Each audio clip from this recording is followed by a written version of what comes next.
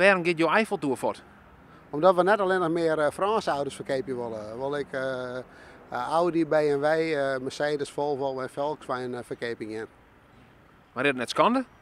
Het is in ieder geval heel schande dat ik een beetje zeg, maar soms maak je keuzes maken en dan hang ik wel consequenties aan vast. Want hoe lang heb je deze Eiffeltour al? Eiffeltoren hebben we bijna 20 jaar. En had het denk ik wat mij maken in die 20 jaar? Ja, hij is in Amsterdam West. Had een rally West met auto's. Hij is een keer omwaaid en er had een keer een erkende vrouw aan hong.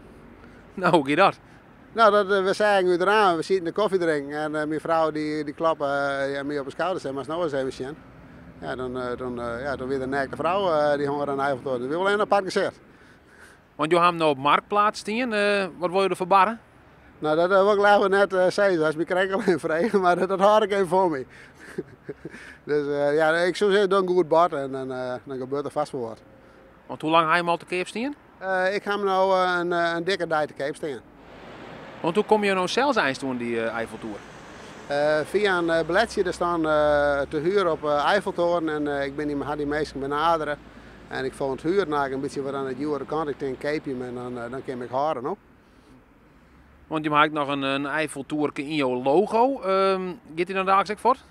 Nou, dat is eigenlijk nog een beetje geheim hoe het nou vervolgd wordt. En daar mag ik nou een beetje op brainstormen hoe dat, maar dat gaat nog meer gebeuren. Maar hoe komt het nog bij Drachten dan? Want die rekken hun Eiffeltour kwijt.